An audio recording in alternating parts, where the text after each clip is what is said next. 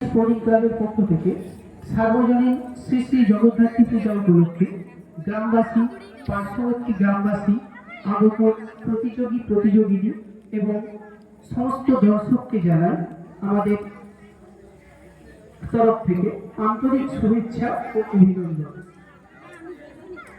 বিভিন্ন প্রাকৃতিক কারণ যেমন বন্যা, অতিবৃষ্টি, এই সমস্ত কারণে আজ আমাদের এই গ্রাম, বিশেষ করে এই গ্রামে যেখানে চাষবাসের উপর নির্ভরশীল, সেই গ্রাম আজ অনেকটাই বিধ্বস্ত। তো সেই বিধ্বস্ত মানুষদের মনের মুখে নতুন করে আনন্দের হাসি ফোটানোর জন্য আমরা আগামী 3 দিন এই মঞ্চে সাংস্কৃতিক ও বিনোদনমূলক অনুষ্ঠানের আয়োজন করেছি, সকলকে একটু আনন্দ দানের জন্য।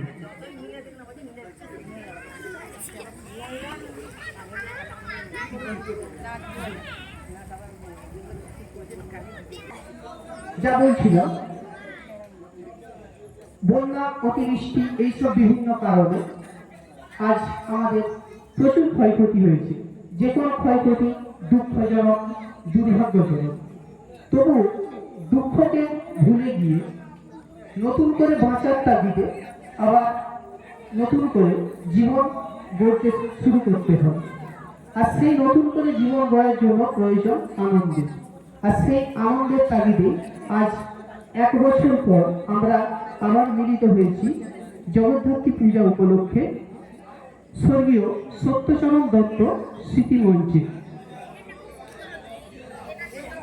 তাই আর দেরি না করে আমরা আমাদের সাংস্কৃতিক ও বিনোদনমূলক অনুষ্ঠান, প্রথম দিনের অনুষ্ঠান শুরু করতে চলেছি এবং সেজন্য প্রথমে মঞ্চে ডেকে নিচ্ছি নেতাজি স্পোর্টিং ক্লাবের সভাপতি মাননীয় শ্রী সুভাষ রায় মহাশয় এবং নেতাজি স্পোর্টিং ক্লাবের সম্পাদক মাননীয় শ্রী বিশ্বনাথ ঘোষ মহাশয়কে। মাননীয় সুভাষ রায় মহাশয় এবং মাননীয় বিশ্বনাথ ঘোষ মহাশয়, আপনারা দয়া করে মঞ্চে আসবেন। একই সাথে আজকের এই সাংস্কৃতিক প্রতিযোগিতামূলক অনুষ্ঠানে যারা বিচারকের দায়িত্বে আছেন, মাননীয় বিকাশ ঘোষ মহাশয়, মাননীয় নিরাপদ কারী মহাশয় এবং তার সাথে মাননীয় সন্তু ঘোষ মহাশয়কেও মঞ্চে আসার জন্য অনুরোধ করছি।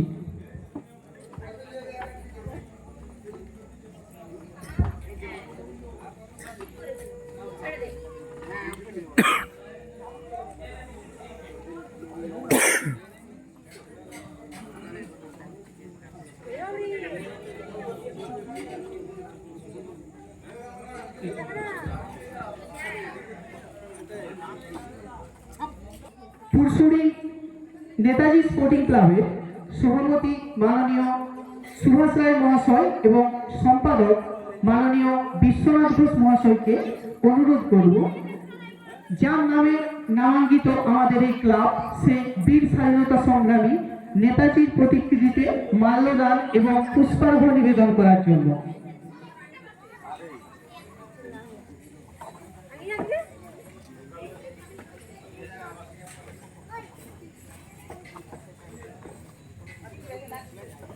নেতাজি মানেই একটা স্বপ্ন, দেশকে স্বাধীন করা। নেতাজি মানেই বীরের মতো ইংরেজদের সাথে লড়া।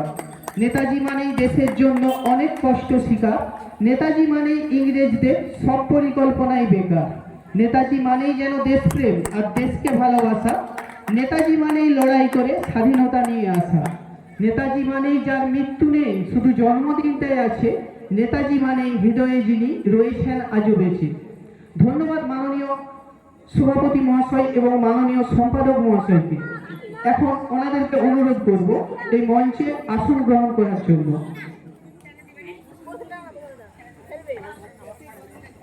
আজকের এই সাংস্কৃতিক বিনোদনমূলক অনুষ্ঠানে বিচারকের দায়িত্বে থাকা মাননীয় বিকাশ ঘোষ মহাশয়, মাননীয় নিরাপদ কারী মহাশয় এবং তাদের সাথে মাননীয় সন্তু ঘোষ মহাশয়কেও মঞ্চে আসার জন্য অনুরোধ করছি।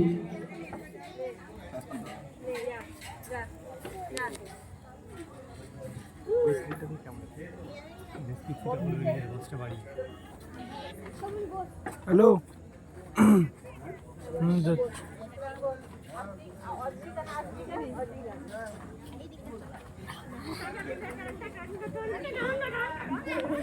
আমরা এই মুহূর্তে মঞ্চে পেয়েছি পরশুই নেতাজি স্পোর্টিং ক্লাবের সভাপতি মাননীয় সুভাষ রায় মহাশয়কে, সম্পাদক মাননীয় বিশ্বনাথ ঘোষ মহাশয়কে, বিচারক মন্ডলীর সদস্য মাননীয় নিরাপদ কালী মহাশয়কে, মাননীয় বিকাশ ঘোষ মহাশয়কে এবং মাননীয় সন্তু ঘোষ মহাশয়কে সকলের কাছ থেকে অনুমতি চেয়ে নিয়ে পুরসুরি নেতাজি স্পোর্টিং ক্লাবের যে সমস্ত পরলোকগত সদস্য আছেন তাদের আত্মার শান্তি কামনায় আমরা প্রথমে 1 মিনিট নীরবতা পালন করব।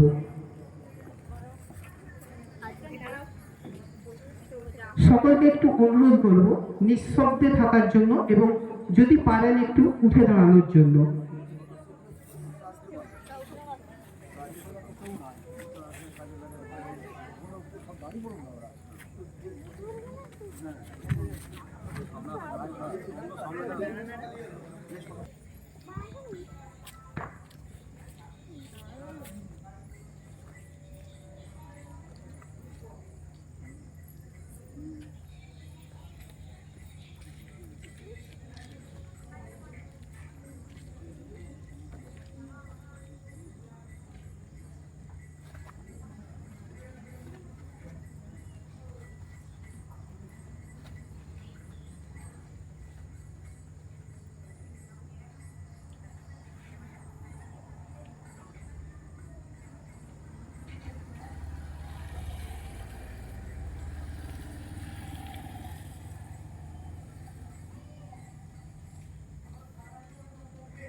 ওম শান্তি, ওম শান্তি, ওম শান্তি। ধন্যবাদ সকলকে। এখন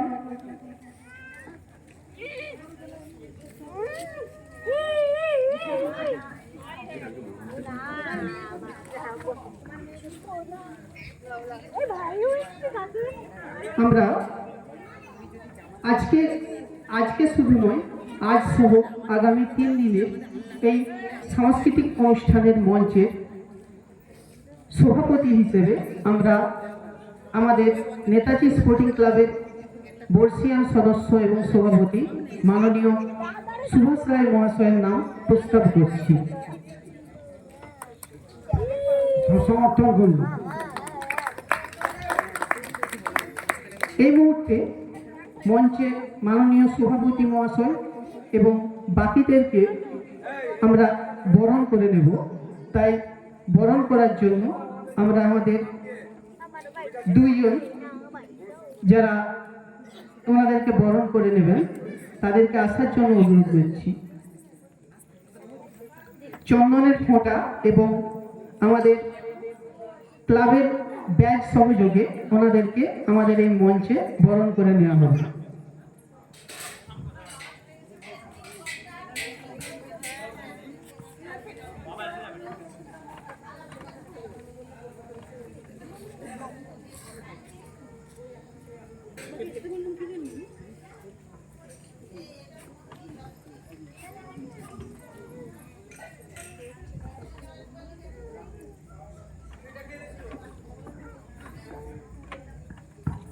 চলছে বরণ পর্ব।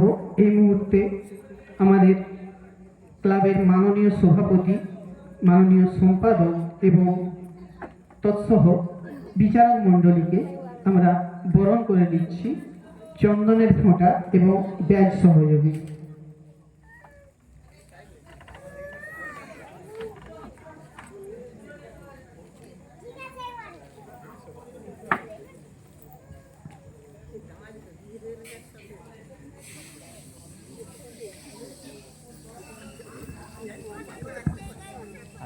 এবার আমরা শুরু করব আজকের অনুষ্ঠান পর্ব। আর সেই অনুষ্ঠান পর্ব শুরু করার আগে আমরা মাননীয় সভাপতি মহাশয়ের কাছ থেকে অনুষ্ঠান সভা পরিচালনার অনুমতি চাইব এবং তৎসহ 2-4 কথা বলার জন্য অনুরোধ করব।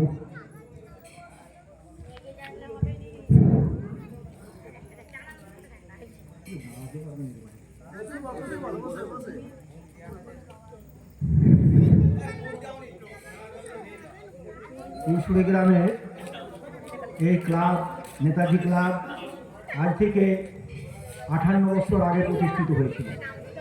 আপনারা জানেন বিশেষ ঝঞ্ঝার মধ্য দিয়ে আস্তে আস্তে আমরা কয়েকজন কর্মী এই নেতাজি ক্লাবের সদস্য তাকে প্রস্ফুটিত করেছি এবং একটি বাড়িও করেছি। আমরা পুজো অনুষ্ঠান এগুলো ঘোরাঘুরি করে এসেছি, কিন্তু বাড়িটা করতে পারিনি। বর্তমানে আপনাদের সহযোগিতায় এবং প্রচেষ্টায় এবং ভালোবাসায় আমরা বাড়িটি করেছি। বাড়িটি সুন্দর একটি বাড়ি করেছি, সবাই বলে যাই হোক, অনুষ্ঠান সূচি আমাদের সেই জন্ম থেকে অনুষ্ঠান এসছে। তখন আমরা কৃষ্ণযাত্রা হয়েছে, পুতুল নাটক হয়েছে। তারপরে দীর্ঘ 16 বছর আমাদের ক্লাবের সদস্যবৃন্দ আমরা নাট্যানুষ্ঠান করেছি এবং গর্বের সহিত অভিনয় করেছি। 16 বছর 32খানা নাটকে আমরা অভিনয় করেছি। যারা অভিনয় করেছেন তারা এখনো অনেকেই বেঁচে আছেন, তারা জানেন, এবং যারা সব পুরনো ছেলেমেয়েরা রয়েছে তারা দেখে বলে যে আপনাদের নাটক আমরা দেখেছি, খুব ভালো লেগেছে। যারা আস্তে সেটা বয়সের শেষে আস্তে সেটা আরও প্রস্ফুটিত হতে চলেছে। আমরা পেশাধারী যাত্রা আরম্ভ করেছি এবং তার থেকেও বড় কথা কলকাতার দোলযাত্রাও এখানে হয়েছে। আর এই যে ছোট ছেলে মেয়েদের এই অনুষ্ঠানটি খুব বিনোদনমূলক, খুব সুন্দর, ভালো লাগে। তারা কিছু করতে পারুন না পারুন, তারা মঞ্চে উঠে একটি কবিতা আবৃত্তি, কিছু গান, এই সবগুলো যে মানুষের সামনে উপস্থাপনা করবে, সেগুলি ভালো লাগে। সবাই বসে শুনে ভালো লাগে, হাততালি দেয়। যাই হোক, এই আগামী দিনের এবং এখন যা সব উদীয়মান শিল্পী গান বাজনার মধ্যে রয়েছেন, নাচের মধ্যে রয়েছেন, কলাকুশলীর মধ্যে রয়েছেন, তারা সকলে সহযোগিতা করুন এবং মঞ্চে উপস্থিত হয়ে আপনাদের সেই ধারাবাহিকতা বজায় রাখুন। এই কথা বলে আমি সকলকে ধন্যবাদ জানিয়ে আমি দু চার কথা বলে আমার বক্তব্য শেষ করলাম। অসংখ্য ধন্যবাদ মাননীয় সভাপতি সুভাষ রায় মহাশয়কে। এখন আমরা সরাসরি অনুষ্ঠানে চলে যাব এবং এই অনুষ্ঠান উদ্বোধন করার জন্য আমরা সঙ্গীতের মধ্যে চলে যাব, উদ্বোধনী সঙ্গীতের মধ্যে। সঙ্গীতের সুরসঙ্গমে আজ ঘোষিত হোক মঞ্চের উদ্বোধন। তাই উদ্বোধনী সঙ্গীত গাওয়ার জন্য প্রথমেই মঞ্চে ডেকে নিচ্ছি সুচেতনা সিনহাকে। সুচেতনা সিনহা মঞ্চে আসবে।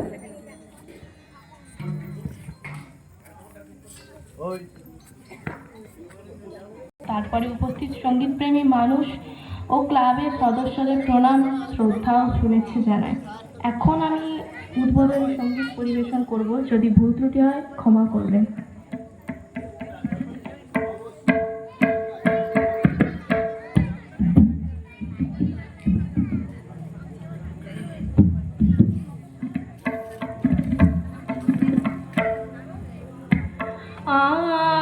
আনন্দ ধারা বহিছে ভুবনে, আনন্দ ধারা বহিছে ভুবনে, দিন রজনী কত অমৃত রস উথলি যায়, অনন্ত গগনে আনন্দ ধারা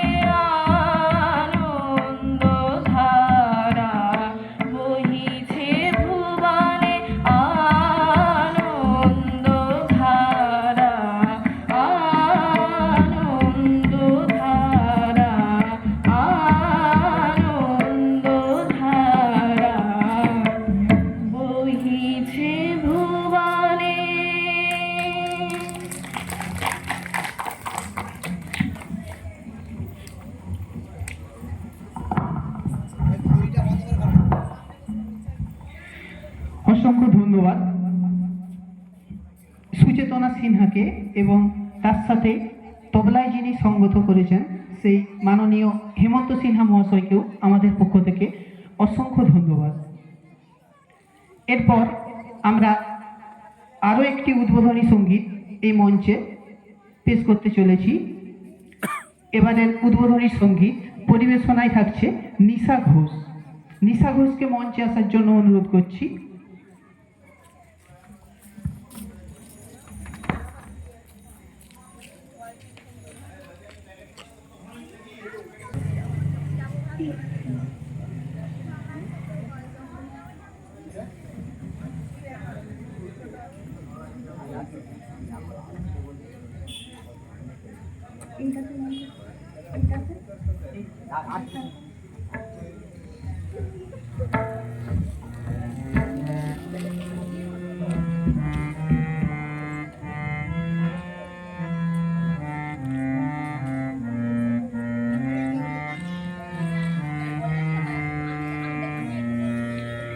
মায়া বন বিহারিণী হরিণী গহন স্বপন সংসারিণী মায়া বন বিহারিণী মায়া বন বিহারিণী হরিণী গহন স্বপন সংসারিণী কেন তারে ধরিবারে করি পণ অকারণ মায়া বন বিহারিণী মায়া বন বিহারিণী হরিণী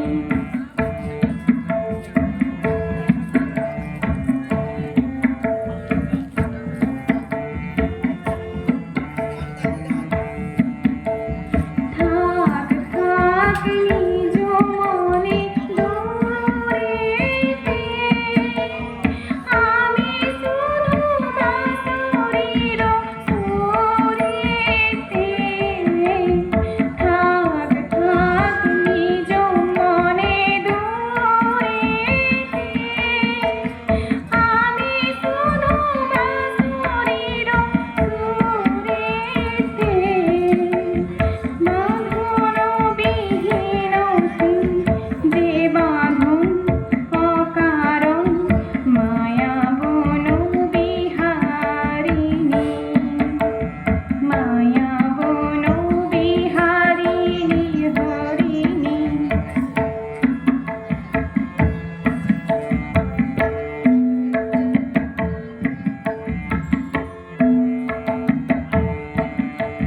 চমকিবে ফাগুনির পবনে পশিবে আকাশবাণী শ্রাবণে চমকিবে ফাগুনির পবনে চিত্ত আকুল হবে অনুক্ষণ অকারণ দূর হতে আমি তারে সাধিব গোপনে বিরহ ডোরে বাঁধিব দূর হতে আমি তারে সাধিব গোপনে বিরহ ডোরে বাঁধিব বাঁধন বিহীন জীবাধন অকারণ মায়া বন বিহারিণী মায়া বন বিহারিণী হরিণী গহন স্বপন সংসারিণী কেন তারে ধরিবারে করি পণ অকারণ মায়া বন বিহারিণী মায়া বন বিহারিণী মায়া বন বিহারিণী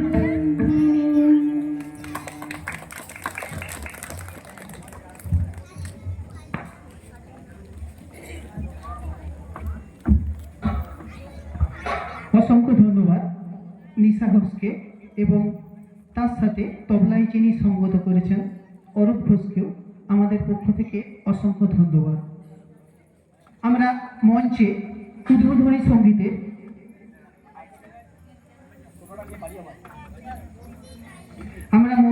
উদ্বোধনী সঙ্গীতের পর্ব শেষ করলাম। এবার একটি উদ্বোধনী নৃত্য দেখার পালা। এই উদ্বোধনী নৃত্যের পরে আমরা সরাসরি প্রতিযোগিতামূলক অনুষ্ঠানে চলে যাব। তাই উদ্বোধনী নৃত্য আমরা তার আগে একটি মঞ্চেতে দেখে নেব।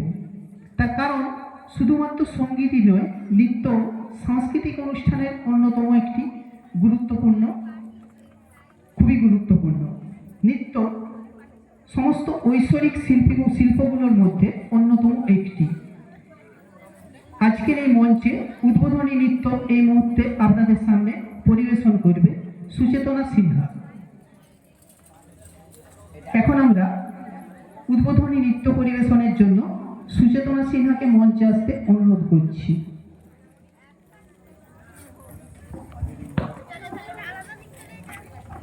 স্পোর্টিং ক্লাবের পরিচালনায় সার্বজনীন শ্রী শ্রী জগদ্ধাত্রী পূজা উপলক্ষে সাংস্কৃতিক ও বিনোদনমূলক অনুষ্ঠান। এখন মঞ্চে একটি উদ্বোধনী নৃত্য দেখার পালা এবং মঞ্চে উদ্বোধনী নৃত্য পরিবেশন করবে সুচেতনা সিনহা। সুচেতনা সিনহাকে মঞ্চে আসতে অনুরোধ করছি।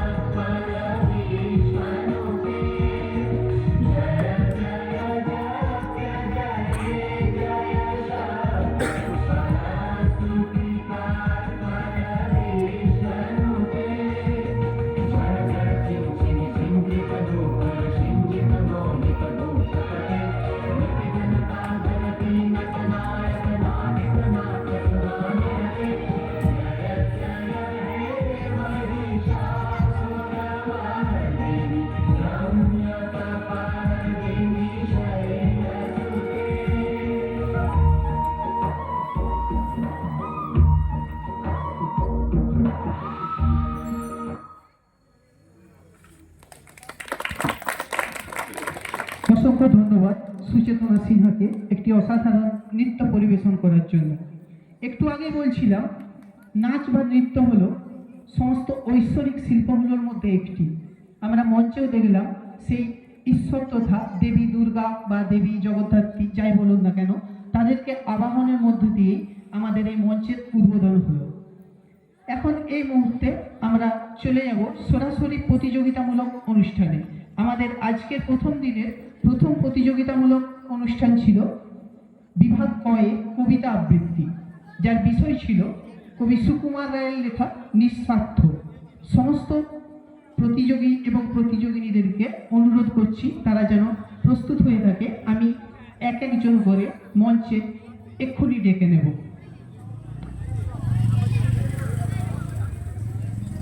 হ্যালো, প্রথম দিনের প্রথম প্রতিযোগিতামূলক অনুষ্ঠান কবিতা আবৃত্তি বিভাগ ক, নার্সারি থেকে চতুর্থ শ্রেণী পর্যন্ত, যার বিষয় ছিল নিঃস্বার্থ। কবির নাম সুকুমার রায়। কবি সুকুমার রায়ের জন্ম 30শে অক্টোবর 1887 সালে পশ্চিমবঙ্গের কলকাতায়। পিতা ছিলেন প্রখ্যাত শিশু সাহিত্যিক উপেন্দ্র কিশোর রায়চৌধুরী এবং মাতার নাম ছিল বিধুমুখী দেবী। তৎকালীন দিনের কলকাতার এই রায় পরিবার প্রচণ্ডভাবে সাহিত্য মনস্ক ছিল এবং সুকুমার রায়ের বা উপেন্দ্র কিশোর রায়চৌধুরীর এই পরিবারের অনেকেই ছিলেন প্রখ্যাত সাহিত্যিক। যেমন উপেন্দ্র কিশোর রায়চৌধুরী নিজে, তার ভাই প্রমোদারঞ্জন রায়, প্রমোদারঞ্জন রায়ের মেয়ে লীলা রায়, যাকে আমরা লীলা মজুমদার হিসেবে চিনি, কিংবা সুকুমার রায়, সুকুমার রায়ের বোন সুখলতা রাও, পুণ্যলতা রায়, যাকে আমরা পুণ্যলতা চক্রবর্তী হিসেবে চিনি। এরা প্রত্যেকেই ছিলেন এক একজন প্রখ্যাত সাহিত্যিক। এবং আজ সেই সুকুমার রায়েরই লেখা কবিতা নিঃস্বার্থ আমরা এই মঞ্চে আবৃত্তি প্রতিযোগিতার বিষয়বস্তু হিসেবে রেখেছি। তাই দেরি না করে আমরা শুরু করব আবৃত্তি প্রতিযোগিতা ক বিভাগ, বিষয় নিঃস্বার্থ, কবি সুকুমার রায়। ডেকে নিচ্ছি প্রথম প্রতিযোগিনীকে। প্রথম প্রতিযোগিনী দীপশিখা রায়কে মঞ্চে আসার জন্য অনুরোধ করছি।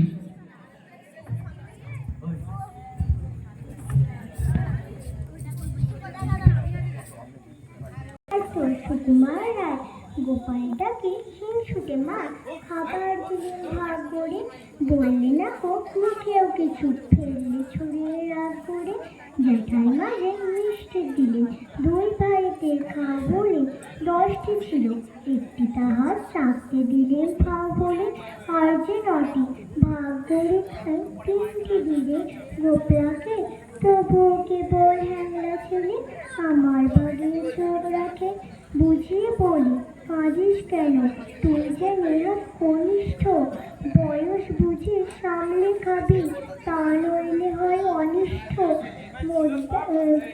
মোদ্দা আমার 6খানি হয়, 3 বছরে 3টি পায়। তাও মানে না কেবল কাঁদি, সাহিত্য করে শয়তানি। চেষ্টা আমার মেঠাইগুলো খেতেই হলো সবখানি। নমস্কার। ধন্যবাদ দীপশিখা রায়কে। এইমাত্র প্রথম প্রতিযোগিনী হিসাবে দীপশিখা রায় কবিতা আবৃত্তি করে শোনালো। এরপর ডেকে নিচ্ছি দিতি কুণ্ডুকে। দিতি কুণ্ডুকে মঞ্চে আসার জন্য অনুরোধ করছি।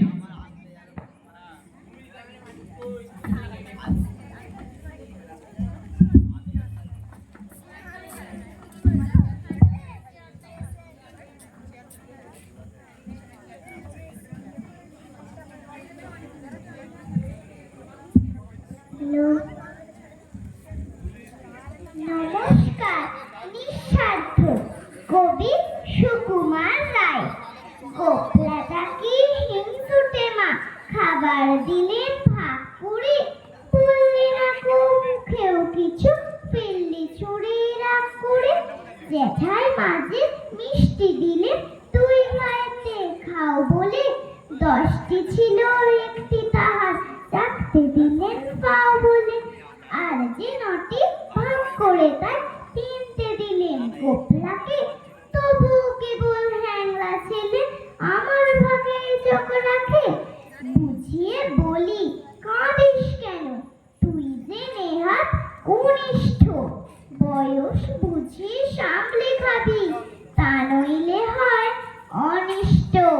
3টি বছর তফাৎ মোদের, জায়গা হিসাব গুনতি তার, মুদ্রা আমার 6খানি হয়, 3 বছরে 3টি পাই, তাও মানে না কি বল কাঁদে, স্বার্থপরে শয়তানি, শেষটা আমার মিঠাইগুলো খেতেই হলো সবখানি। নমস্কার। অসাধারণ, খুব সুন্দরভাবে আবৃত্তি করে শুনিয়েছে দিতি কুণ্ডু। অসংখ্য ধন্যবাদ দিতি কুণ্ডুকে আমাদের পক্ষ থেকে।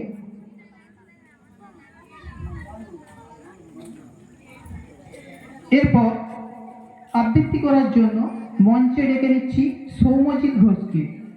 সৌম্যজিৎ ঘোষকে মঞ্চে আসতে অনুরোধ করছি।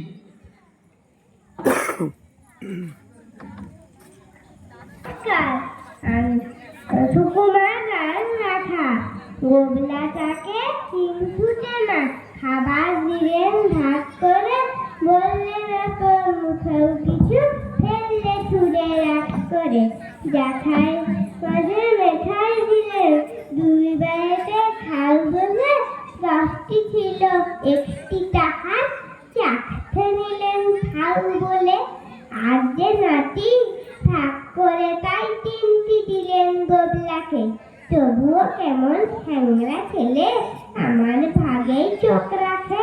বুঝিয়ে বলি কাঁদিস কেন, তুই যে নেয়ার কনিষ্ঠ, বয়স বুঝে সামলে খাবি, তা নইলে হয় অনিষ্ট। 3টি বছর তফাৎ মোদের, জায়গা হিসাব গুনতি তাই, মুদ্রা আমার 6খানি হয়, 3 বছরে 3টি পাই, তাও মানে না কেবল কাজে, স্বার্থপরে শয়তানি, শেষটা আমার মিঠাইগুলো খেতেই হলো সবখানি। নমস্কার। নমস্কার।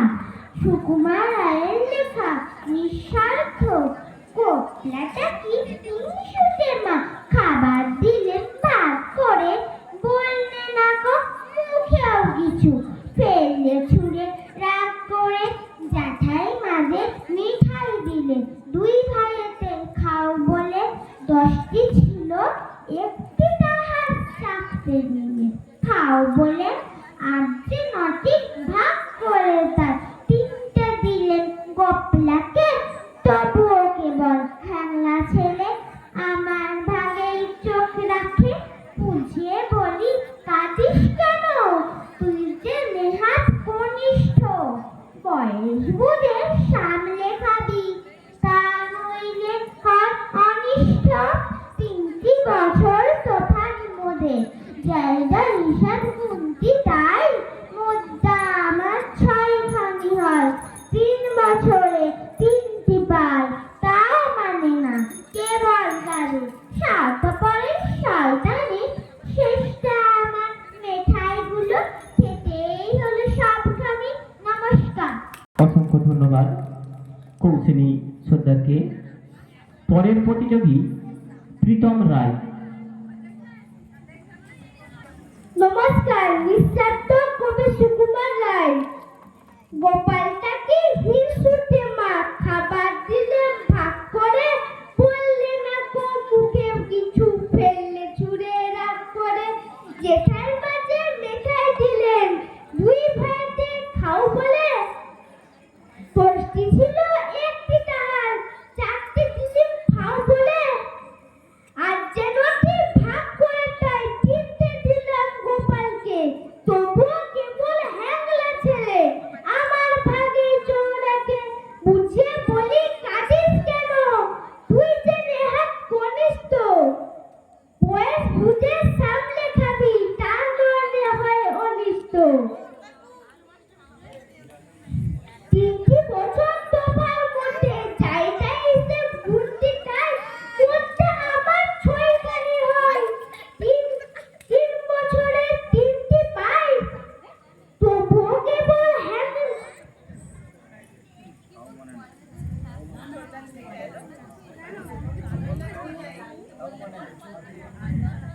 তার মানে না কেবল কাটে স্বার্থপরের সোয়েটার চেষ্টা আমার মেশাইগুলো খেতেই হলো সবখানে। নমস্কার। হ্যালো, খুব সুন্দর। হয়তো দু চার লাইনে একটু কোনোভাবে আটকে গেছিলো, কোনো ব্যাপার না, ওটা পরের বারে নিশ্চয়ই আরও ভালো হবে। যাই হোক, চলছে কবিতা আবৃত্তি ক বিভাগ, নার্সারি থেকে চতুর্থ শ্রেণী পর্যন্ত। অসাধারণ একটি কবিতা, সুকুমার রায়ের লেখা নিঃস্বার্থ, যেখানে কবি সুকুমার রায় ব্যঙ্গ করেই দেখিয়েছেন যে কিভাবে একজন বড় দাদা তার ভাইকে নিঃস্বার্থভাবে তার ভাগের থেকে খাবার দান করে দিচ্ছে। সে যাই হোক, এখন ডেকে নিচ্ছি আমাদের পরবর্তী প্রতিযোগিনী সৌমশ্রী সর্দারকে। সৌমশ্রী সর্দারকে মঞ্চে আসতে অনুরোধ করব। এরপর আপনাদের সামনে আবৃত্তি করে শোনাবে সৌমশ্রী সর্দার। চলছে পুরসুরি নেতাজি স্পোর্টিং ক্লাবের পরিচালনায় সার্বজনীন শ্রী শ্রী জগদ্ধাত্রী পূজা উপলক্ষে সাংস্কৃতিক ও বিনোদনমূলক অনুষ্ঠান। এর পরবর্তী যে সমস্ত অনুষ্ঠানগুলো আছে সেগুলোতে এখনো যদি কেউ নাম নথিভুক্ত করতে ইচ্ছুক থেকে থাকেন, তাহলে অতি সত্বর আমাদের মঞ্চের পাশে এসে নাম নথিভুক্ত করবেন। এখন আবৃত্তি করে শোনাচ্ছে সৌমশ্রী সর্দার। নমস্কার, আমি একটি কবিতা বলে শোনাবো। নিঃস্বার্থ, কবি সুকুমার রায়ের লেখা। গোবলাটা কি হিংসুটে মা, খাবার দিলে ভাগ করে, বললে না কো মুখে কিছু, ফেললে ছুঁড়ে রাগ করে। জ্যাঠাই মাঝে মেঠাই দিলে, দুই ভাইতে খাও বলে, 10টি ছিল একটি তার, 7টি নিলেম খাও বলে। আর যে নাতি ভাগ করে তাই 3টি দিলেন গোপালকে, তবুও কেবল ভাঙলাছে আমার ভাগেই চোখ রাখে। বুঝিয়ে বলি কাঁদিস কেন, তুই যে নেহাত কনিষ্ঠ, বয়স বুঝে সামলে কাঁদি, তা নইলে হয় অনিষ্ট। 3টি বছর তার মনে, দায় হিসাব গুনতি তার, মন্দা আমার 6খানি, 3 বছরে 3টি পায়, তাও মানে না কেবল কাঁদে। স্বার্থ পরে শয়তানি, শেষটা আমার মেটার গুলো, খেতেই হলো সবখানি। নমস্কার। অসংখ্য ধন্যবাদ সৌমশ্রী সর্দারকে। খুব সুন্দর আবৃত্তি করেছে এবং পরবর্তীকালে আরও একটু ভালোভাবে আবৃত্তি করার জন্য চেষ্টা করার জন্য আমরা অনুরোধ করব। ডেকে নিচ্ছি আমাদের কবিভাগের কবিতা প্রতিযোগিতা, কবিতা আবৃত্তি প্রতিযোগিতার শেষ প্রতিযোগী সৌমাল্য ঘোষকে। কবিভাগে কবিতা আবৃত্তি প্রতিযোগিতা শেষ প্রতিযোগী সৌমাল্য ঘোষ। সৌমাল্য ঘোষকে মঞ্চে আসতে অনুরোধ করছি।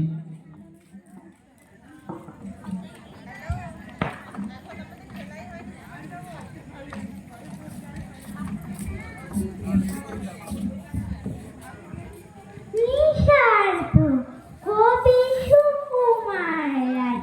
গোবলাটা কি হিংসুটে মা, খাবার দিলেম ভাগ করে, বললে না গো মুখেও কিছু, ফেললে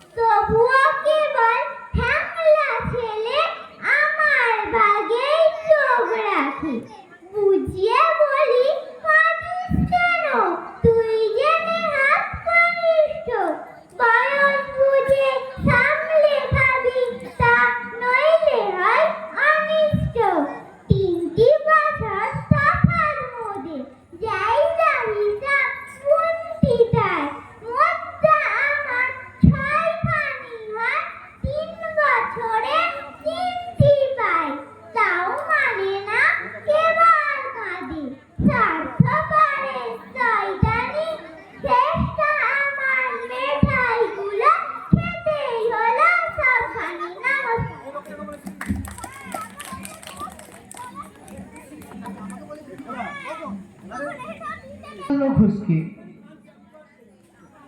এরই সাথে সাথে আমরা কবিভাগের কবিতা আবৃত্তি এখানে শেষ করলাম, যার বিষয় ছিল কবি সুকুমার রায়ের লেখা নিঃস্বার্থ। অসাধারণ একটি কবিতা সুকুমার রায়ের লেখা, এবং শুধু এটি বলে নয়, কবি সুকুমার রায়ের সমস্ত লেখাই অসাধারণ, যেগুলো ছোটদের মনের পাশাপাশি বড়দের মনেও এক অনাবিল হাস্যরসের সৃষ্টি করে। মাত্র ৩৫ বছর বয়সে কালাজ্বর রোগে যদি এই প্রতিভাবান সাহিত্যিকের মৃত্যু না হতো, তাহলে হয়তো বাংলা সাহিত্য ওনার কাছ থেকে আরও অনেক সম্পদ লাভ করত। যাই হোক, আমাদের কবিভাগের কবিতা আবৃত্তি প্রতিযোগিতা আমরা এখানেই শেষ করলাম।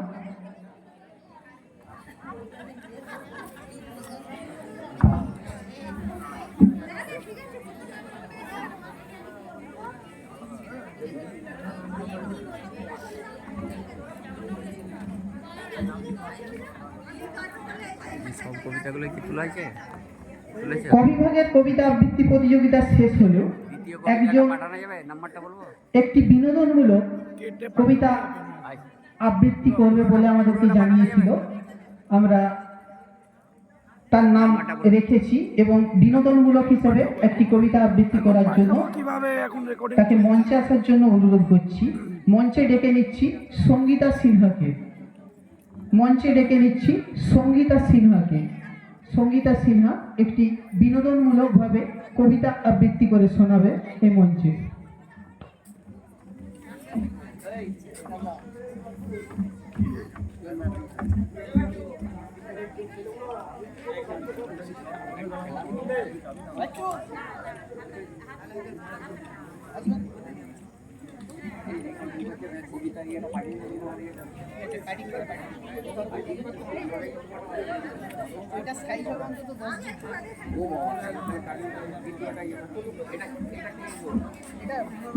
না, যাই হোক, নাম বলো।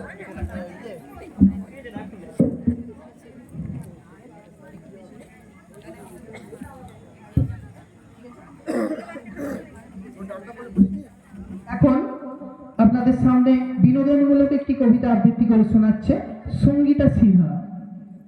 নমস্কার, আমি একটি আবৃত্তি বলে শোনাচ্ছি। কবিগুরু রবীন্দ্রনাথ ঠাকুরের লেখা। কোমর পাড়ার গরুর গাড়ি, বোঝাই করা কলসি হাড়ি, গাড়ি চালায় বংশী বাদক, সঙ্গে যে যাই ভাঙনে মদক। হাট বসেছে শুক্রবারে, বংশীগঞ্জে পদ্মা পারে, জিনিসপত্র জুটিয়ে এনে গ্রামের মানুষ বেচে কেনে। উচ্ছে বেগুন পটল মূলো, বেতে বোনা ধামাগুলো, সরষে চলা ময়দা আটা, শীতের রেপার নকশা কাটা, ঝাঁঝরি করা বেরি হাতা, শহর থেকে সস্তা ছাতা। কলসি ভরা একুড়ে, মাছি যত বেড়ায় উড়ে, ঘরের আটি নৌকোবে, আনলো ঘাটে চাষির মেয়ে। অন্ধকানাই পথের উপরে, গান শুনিয়ে বিক্রি করে, পাড়ার ছেলে স্নানের ঘাটে, জল ছিটিয়ে সাঁতার কাটে। নমস্কার।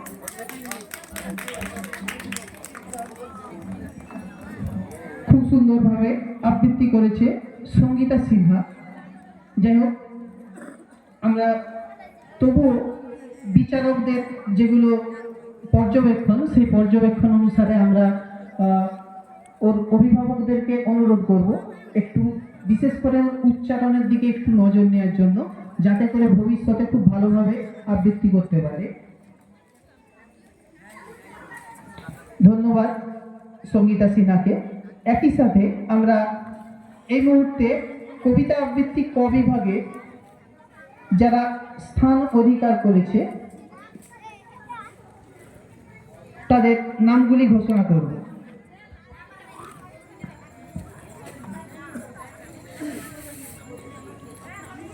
আমাদের আজকের প্রথম প্রতিযোগিতামূলক অনুষ্ঠান কবিতা আবৃত্তি ক বিভাগ, নার্সারি থেকে চতুর্থ শ্রেণী পর্যন্ত বিষয় নিঃস্বার্থ কবি সুকুমার রায়ের লেখা। এই আবৃত্তি প্রতিযোগিতায় প্রথম স্থান অধিকার করেছে দিতি কুণ্ডু। প্রথম স্থান অধিকার করেছে দিতি কুণ্ডু। দ্বিতীয় স্থান অধিকার করেছে সৌমাল্য ঘোষ এবং তৃতীয় স্থান অধিকার করেছে কৌশিনী সর্দার। প্রথম স্থান অধিকার করেছে দিতি কুণ্ডু, দ্বিতীয় স্থান অধিকার করেছে সৌমাল্য ঘোষ এবং তৃতীয় স্থান অধিকার করেছে কৌশিনী সর্দার। সকলকে আমাদের পুরসুরি নেতাজি স্পোর্টিং ক্লাবের পক্ষ থেকে আন্তরিক শুভেচ্ছা ও অভিনন্দন। এবং শুধু ওদেরকেই নয়, যারা অন্য যে সমস্ত প্রতিযোগীরা ছিল তাদের প্রত্যেককেও আমাদের পক্ষ থেকে আন্তরিক শুভেচ্ছা ও অভিনন্দন। তারা যেন আগামী দিনে আরও ভালোভাবে আবৃত্তি করে স্থান অর্জন করে নিতে পারে, আমরা সেই আশা করব।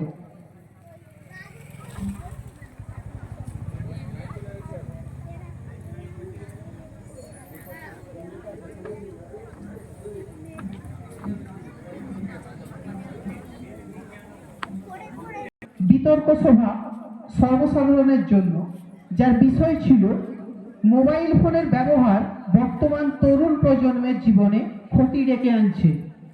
মোবাইল ফোনের ব্যবহার বর্তমান তরুণ প্রজন্মের জীবনে ক্ষতি ডেকে আনছে। এটা আমাদের দ্বিতীয় প্রতিযোগিতামূলক ইভেন্ট। এবং তারপর প্রতিযোগিতামূলক ইভেন্ট আছে মিউজিক্যাল বল সর্বসাধারণ মহিলাদের জন্য। এবং তারপরের প্রতিযোগিতামূলক ইভেন্ট সংবাদ পাঠ প্রতিযোগিতা সর্বসাধারণের জন্য।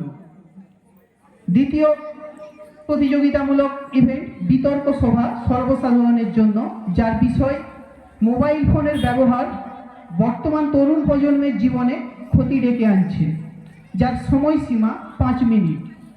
আমরা অল্প সময়ের মধ্যে এই প্রতিযোগিতাটাই শুরু করতে চলেছি। তাই আগ্রহী এখনো যদি কেউ নাম নথিভুক্ত করতে ইচ্ছুক থাকেন তাহলে আমাদের মঞ্চের পাশে এসে নাম নথিভুক্ত করার জন্য অনুরোধ করছি।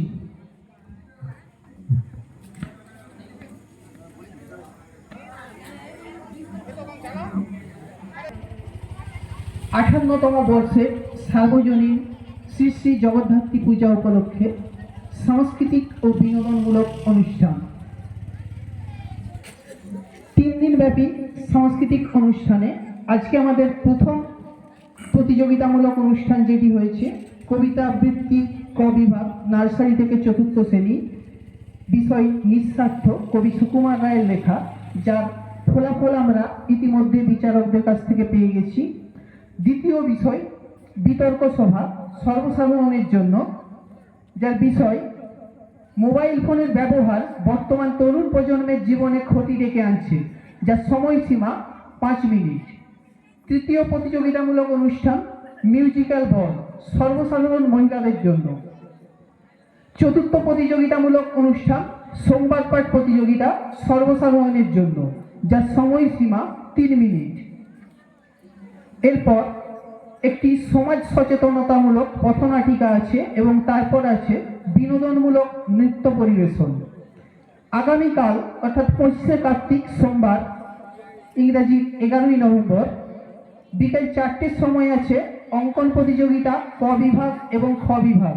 ক বিভাগ নার্সারি থেকে 5ম শ্রেণী, যার বিষয় মনের মতো ছবি, এবং খ বিভাগ 6ষ্ঠ থেকে 10ম শ্রেণী, যার বিষয়বস্তু ঘোড়ার পিঠে নেতাজি। এবং একই সাথে আছে সর্বসাধারণ মহিলাদের জন্য আলপনা অঙ্কন প্রতিযোগিতা ওই 4টের সময়, বিকেল 4টের সময়তে। তারপর বিকেল 5টায় আছে কবিতা আবৃত্তি খ বিভাগ, 5ম থেকে 8ম শ্রেণীর জন্য, কবি সুকান্ত ভট্টাচার্যের লেখা একটি মোরগের কাহিনী। কবি সুকান্ত ভট্টাচার্যের লেখা একটি মোরগের কাহিনী। সন্ধ্যা 6টায় আছে লিপ রিডিং সর্বসাধারণের জন্য। সন্ধ্যা 6:30-এ আছে কুইজ সর্বসাধারণের জন্য। সন্ধ্যা 7টায় আছে সমাজ সচেতনতামূলক পথনাটিকা। সন্ধ্যা 7:30-এ আছে স্থানীয় শিল্পীদের দ্বারা সঙ্গীত পরিবেশন। আগামী পরশু 26শে কার্তিক মঙ্গলবার, ইংরাজি 12ই নভেম্বর, বিকেল 4টে আছে একটি ক্যান্সার রোগ বিষয়ক সচেতনতা শিবির। বিকেল 5টায় আছে কবিতা আবৃত্তি গ বিভাগ, নবম থেকে সর্বসাধারণের জন্য। কবি নীরেন্দ্রনাথ চক্রবর্তীর লেখা কবিতা তোমাকে বলেছিলাম। 5টা 30-এ আছে বালতিতে বল ফেলা, সর্বসাধারণ মহিলাদের জন্য। সন্ধ্যা 6টায় আছে হাতের দ্রুততায় কাজ সারুন, সর্বসাধারণ মহিলাদের জন্য। সন্ধ্যা 6টা 30-এ আছে যেমন খুশি সাজো, সর্বসাধারণের জন্য। এবং সন্ধ্যা 7টায় 3 দিনব্যাপী এই সাংস্কৃতিক অনুষ্ঠানের প্রতিযোগিতামূলক অনুষ্ঠানের পুরস্কার বিতরণী সভা। এরপর 27শে কার্তিক বুধবার একটি সামাজিক যাত্রাপালা সংসার সীমান্তে বিষাক্ত নাম এই একই মঞ্চে অনুষ্ঠিত হবে। সার্বজনীন শ্রী শ্রী জগদ্ধাত্রী পূজা উপলক্ষে নেতাজি স্পোর্টিং ক্লাবের পরিচালনায় এই মুহূর্তে অনুষ্ঠান চলছে স্বর্গীয় সত্যচরণ দত্ত স্মৃতি মঞ্চে।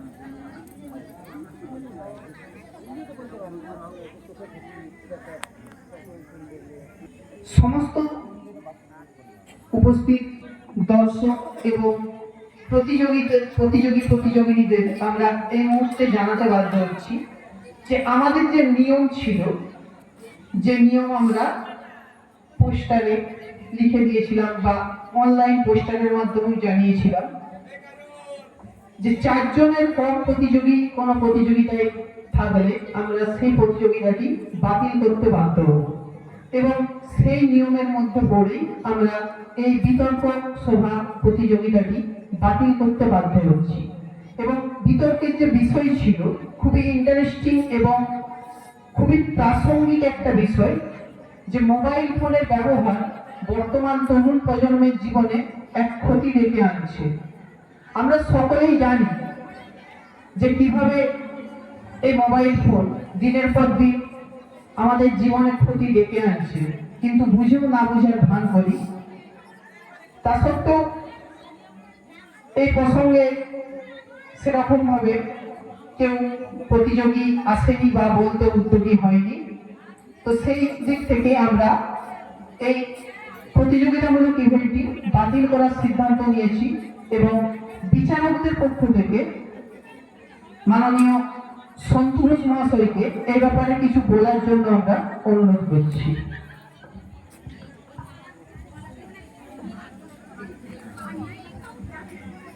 মঞ্চে উপবিষ্ট মাননীয় শিক্ষক মহাশয়দ্বয়, দর্শক আসনে উপবিষ্টিত সমস্ত সভ্যাগত অতিথিদের সম্মান, শ্রদ্ধা ও নমস্কার জানিয়ে মোবাইল ফোনের ব্যবহার ও অপব্যবহার, ইউজ ও অ্যাবিউজ সম্পর্কে 2-4 কথা বলছি। মোবাইল ফোন চলভাস, একজনের সাথে আরেকজনের দূরত্ব কমিয়ে তোলে। সে হয়তো বহু দূরত্বে থাকতে পারে, কিন্তু এই চলভাস এর মাধ্যমে আমরা এই দূরত্ব একেবারেই কমিয়ে নিতে পারি। যে কোনো জিনিসের ভালো মন্দ 2 দিকই থাকবে, সেটা আমরা কিভাবে ব্যবহার করব, বাস্তব জীবনে তার রূপ কিভাবে দেব, তার উপর অনেকটাই নির্ভর করে। মোবাইল ফোনের মাধ্যমে যেমন আমরা বিভিন্ন বিনোদনমূলক অনুষ্ঠান, সাথে লাইভ টেলিকাস্ট, বিভিন্ন খেলাধুলা, দেশ বিদেশের খবর ও অন্যান্য পড়াশোনা সংক্রান্ত বিভিন্ন জিনিস রপ্ত করতে পারি।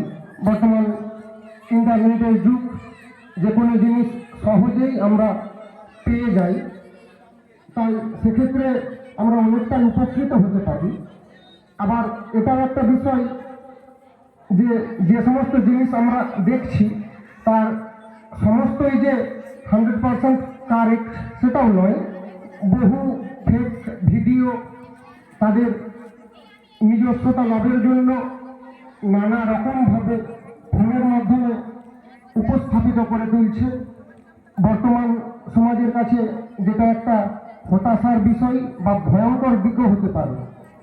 আপনি যেমন দেখছেন বিভিন্ন রকম রিলস, বিভিন্ন ভিডিও, তার মধ্যে শিক্ষামূলক উপাদান হয়তো খুবই কম আছে, কিন্তু ওই বিনোদনমূলক নৃত্যে আকৃষ্ট হয়ে বর্তমান সমাজ সেটা ঘন্টার পর ঘন্টা তাদের নানা মূল্যবান সময় ব্যয় করে দিচ্ছে, যেটা হয়তো বইয়ে দিতে পারলে অনেকটা লাভ হতো বা পড়াশোনার ক্ষেত্রে কাজে লাগাতে পারলে অনেকটাই লাভ হতো। তাছাড়া চোখের ক্ষেত্রে মোবাইল ফোনের মারাত্মক ক্ষতি আমরা তো সকলেই জানি। রেটিনায় প্রচুর প্রভাব পড়ে। একটানা আপনি রাত্রে ঘুমানোর আগে বেশ কিছুক্ষণ ফোন ঘেঁটে নিলেন, দেখবেন সহজে ঘুম আসছে না, বা ঘন্টার পর ঘন্টা বিভিন্ন গেম খেলার মাধ্যমে যেমন একে অপরকে বিষাক্ত করছে, তার সাথে সাথে সমাজও বিষাক্ত হয়ে উঠছে। তবুও এর ব্যবহার, এর অব্যবহার দুইই আছে। যেমন বর্তমান সরকার, মাননীয় মুখ্যমন্ত্রী যে ফোনের জন্য টাকা দিচ্ছেন, সেটাকে কি আমি বলবো যে উনি সমাজের ক্ষতি চাইছেন? না, সেটা নয়। উনি ওনার ভালো দিক, ভালো ব্যবহার, ভালোভাবে ছাত্রছাত্রীরা যাতে ওর মাধ্যমে ইন্টারনেটের সাহায্যে তারা সাহায্য পায়, তারা পড়াশোনার নানা তথ্য সংগ্রহ করতে পারে, বইয়ের বাইরেও বেশ কিছু তথ্য সংগ্রহ করতে পারে, সেটার জন্য উনি সেই ভেবেচিন্তে দিচ্ছেন বছরের পর বছর। তাই বলবো, যেই মোবাইল ব্যবহার করুন না কেন, ভেবেচিন্তে স্বাস্থ্যকর দিক ভাবনা চিন্তা করে ব্যবহার করবেন। আর তাছাড়া যোগাযোগের মাধ্যম তো থাকছেই। এই বলে আর বিশেষ কিছু বলছি না। সকলকে যথাযোগ্য স্থানে সম্মান, ভালোবাসা, শ্রদ্ধা জানিয়ে মোবাইল ফোনের ব্যবহার ও অপব্যবহার সম্পর্কে আমি শেষ করছি।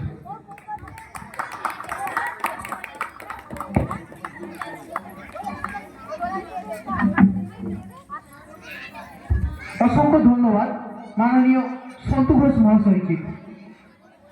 একটা সাংস্কৃতিক অনুষ্ঠানের মঞ্চ শুধুমাত্র আনন্দের মঞ্চই নয়, সেখানে অনেক কিছু শিক্ষণীয় ব্যাপারও থাকে।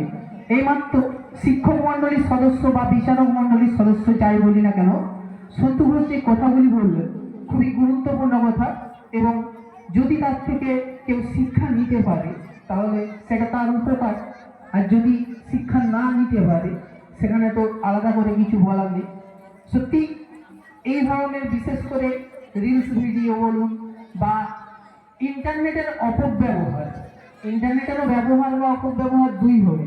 আর এখন তো মানুষের স্মার্টফোনের দৌলতে হাতে, প্রত্যেক মানুষের হাতে হাতে ইন্টারনেট। সেই ইন্টারনেটেরও অপব্যবহার যদি আমরা রোধ করে ব্যবহারের দিকে যেতে পারি, তাহলে হয়তো আমাদের জীবন বলুন বা আমাদের সমাজ বলুন সবই অনেক উন্নতির দিকে যাবে, অবনতির দিকে যাবে না। কিন্তু বাস্তব কথা বলছে উল্টো, বাস্তব উন্নতির দিকে না গিয়ে ক্রমশ অবনতির দিকে ঠেলে দিচ্ছে। যাই হোক, এই প্রতিযোগিতা যেহেতু বাতিল হয়ে গেছে, তাই এই বিষয়ে আর বেশি কথা আমরা বলছি না। আমরা দেরি না করে অবিলম্বে আমাদের তৃতীয় প্রতিযোগিতামূলক অনুষ্ঠান, যেটা সর্বসাধারণ মহিলাদের জন্য মিউজিক্যাল বল প্রতিযোগিতা। আশা করি এই প্রতিযোগিতায় যথেষ্ট নাম জমা পড়েছে বা নথিভুক্ত হয়েছে। আমরা এই মুহূর্তে শুরু করতে চলেছি মিউজিক্যাল বল প্রতিযোগিতা সর্বসাধারণ মহিলাদের জন্য। প্রণবেশ ঘোষকে অনুরোধ করব মিউজিক্যাল বল প্রতিযোগিতার জন্য স্থানটা ঠিকঠাক করে সাজিয়ে নেওয়ার জন্য।